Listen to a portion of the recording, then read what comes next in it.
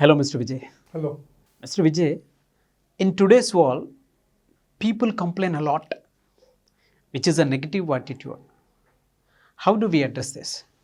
Complaining is a very negative attitude, because the problem is the more we complain, that leads to a very negative, impact on our behavior with the people as well.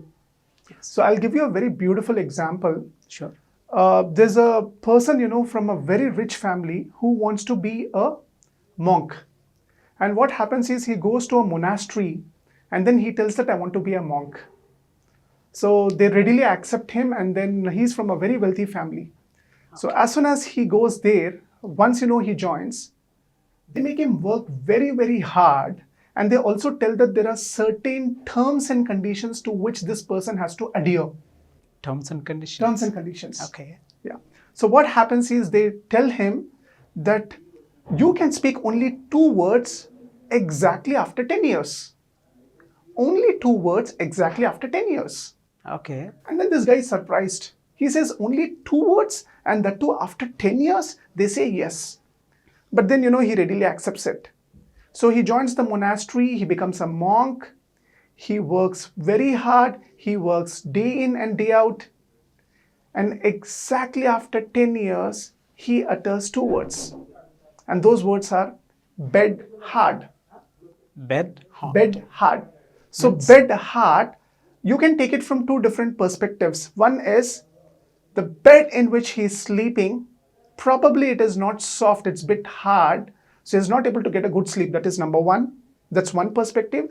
The other perspective is he is working very hard day in and day out. So probably, what he means is, I'm so tired and hardly, we are getting any time to sleep, and I need to bed hard. Okay. So this is what he utters after 10 years, and these are the 2 words that he utters. Now time passes by, and after another 10 years, now this guy is no more a young chap. Now he transforms into an adult. So after 10 years, this monk, he says, food stinks. Food stinks. Food stinks. So he's not happy with the food over there. They're giving some food, he is not happy, and then he says the food stinks. Every time, when he utters the 2 words, the head of the monastery who is there, the senior most monk, he says, oh, okay, I see. So the first time also when he said bed hard, he says, oh, okay, I see. And again after 10 years when he says food stinks, he says, oh, okay, I see. Now what exactly happens is, after another 10 years, this guy, he utters 2 words, and those words are, I quit. I quit. I quit. Okay. He says, I quit.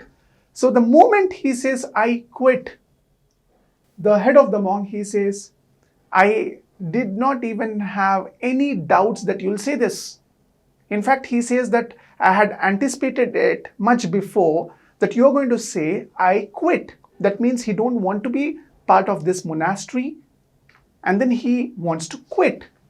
Now, what is the prime reason? Why is it that this person wanted to quit? The prime reason is, every time, when he was uttering those 2 words, each and every time he was complaining. He was complaining. The first time he said bed hard, the second time he said food stinks. The more and more we complain, the problem is the more the negative, we become. Yes. What we have to understand is, struggles are a part of life, and we need to adjust to those struggles. It's very important. We need to adjust to those struggles. And one other important thing is, any involuntary conveniences, that we face in life is always, for a higher purpose. We should not forget that. It's for our own good. So what we need to do is, we need to focus on the goal. We need to focus on the process. Then what happens is, we are not distracted much. And the prime reason, for distraction is lack of focus on the goal and then the purpose of life. Yes, exactly. So the moment, we are not distracted, then what happens is, we're able to concentrate. Because if we don't concentrate, if we don't have the focus, if there is a lack of focus, then what happens is, we start cribbing, we start complaining.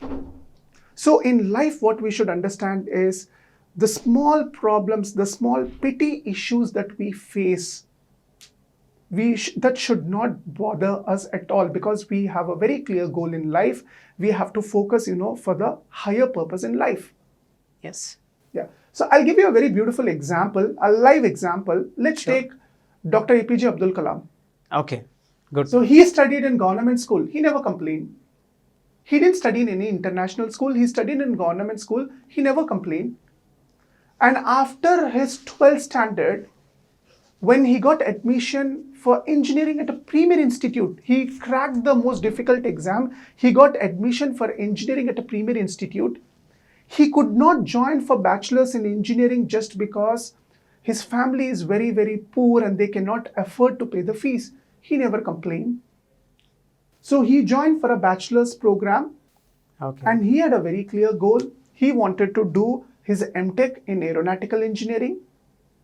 So with a 3 years bachelor's, you cannot get in for an MTech program. You need to do a 3 years bachelor's and then a master's program, and that's what he exactly did. He never complained.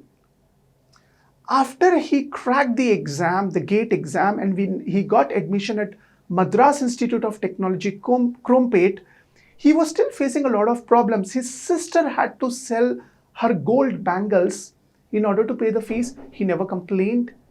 Yes. As soon as he joined, he realized that if you're a topper, you get scholarship.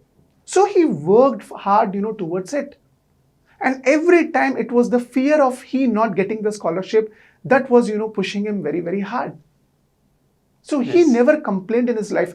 And not many of them, they know that after his MTech program in aeronautical engineering from MIT Crumpet, he got placed in a government department which is basically into the R&D. They do a lot of scientific research work. So when he went there, hardly there was any opportunities for people to grow. So this was somewhere, way back, I'm talking about 50, 60 years back, wherein the government departments, the way they used to work, they used to be very, very lethargic, some of the people who used to work. But he never complained.